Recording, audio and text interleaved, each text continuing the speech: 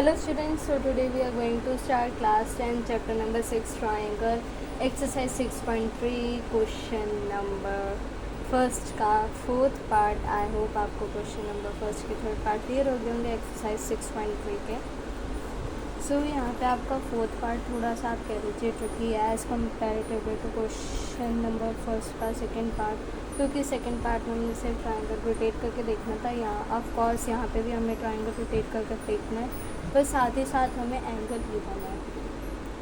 आप angle M equal to लिख सकते हैं। आप बोलो कि कैसे, क्योंकि एंगल एम को एंगल पी के होना चाहिए था ना इक्वल, ऑब्वियसली सही है, पर angle M equal to angle क्यों होगा इसका रीज़न आपको इससे पता चलेगा। पहले मैं लिख लेती हूँ angle M equal to angle Q. Triangle को रिवर्स करके देखिए ऐसे,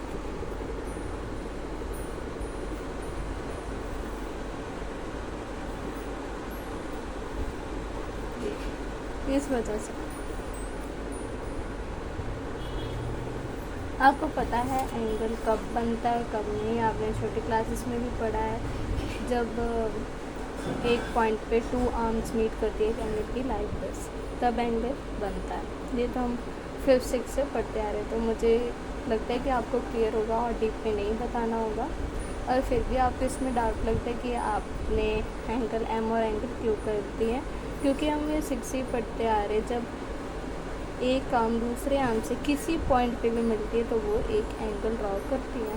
तो ये दो आर्म भी तो एक पॉइंट पे मिल ही रही है ना, जो पॉइंट क्यों हुआ, ये भी आर्म ही है। आई होप आपको क्लियर होगा, इसलिए मैंने एम इक्वल टू क्यू किया। 70 गिवन एक एंगल प्रूव हो गया। अब हम साइड कैसे प्रूव करेंगे।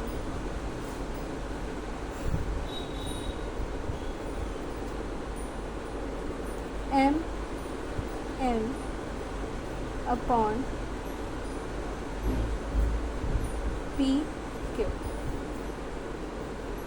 2.5 अपॉन 5 10.5